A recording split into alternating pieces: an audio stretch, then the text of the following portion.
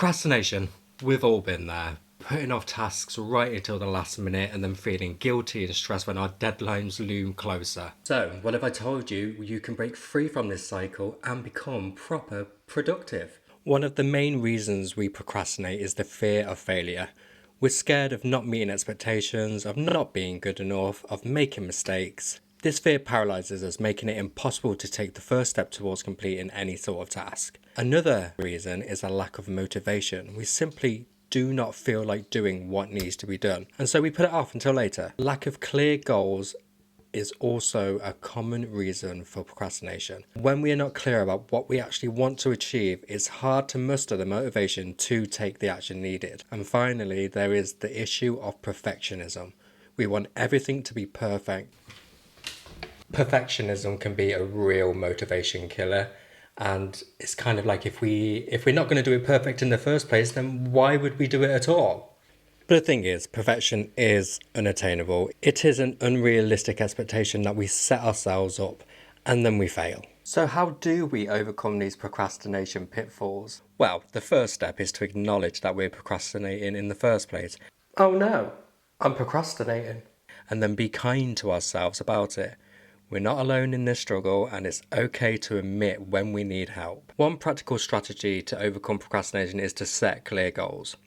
What do you want to achieve? What's the end result you're looking for? So once you get clear on your goals, break them down into smaller, manageable chunks. This will help them stop feeling overwhelming and unachievable. And if you break them down into smaller chunks and work off each chunk as a single goal, then you'll get them done much quicker. Oh God, yes, I'm on the floor. So, another strategy is to use time management strategies such as the Pomodoro technique. This is where you break a task down into 25-minute intervals with a 5-minute break, and this helps you avoid burnout. I use this one all the time, but I'm gonna get up. The Pomodoro technique also helps you stay focused, which is great. This is what we need. Another effective strategy is to create a schedule and stick to it. Plan out your day, your week, your month, and then commit to it.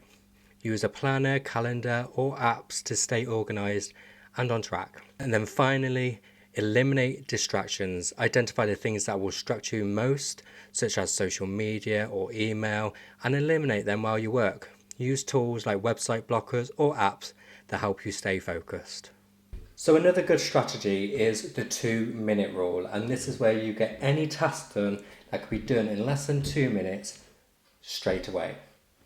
This does help build momentum and a sense of achievement, and once the 2 minutes out of the way, you kind of find yourself carrying on with other things that you need to do. And I'm sort of procrastinating right now because I have my dishes to do, and I think the 2-minute rule is going to help because there's only a couple, and then I can get them done, and then I can move on. But like I said, it helps build momentum and a sense of achievement, and then it just gets some little fiddly things out of the way. The 2-minute rule has helped a lot of people with procrastination, so just don't think twice about it, just do it. Now I've come over to my father's fish tank because the next one is, because he does have some in here, is eat the frog, which is you get the biggest task out of the way. Get that done first thing. It makes all your other tasks seem less daunting and big. So eat the frog, get the biggest things done out of the way, like the gym. I like to get my gym done first thing in the morning because then that's done and I don't have to do it again.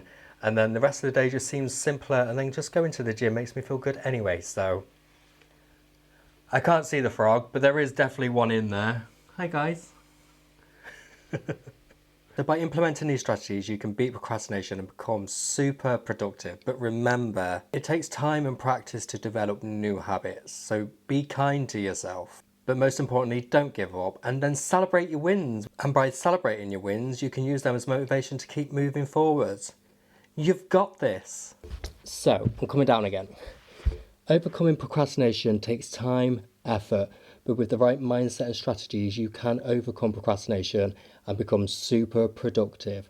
So take action today, implement these strategies, and go ahead and achieve them goals. So if you have any tips and tricks and strategies on how you overcome procrastination, please comment them below so we can all see and we can all share in this experience and help each other out.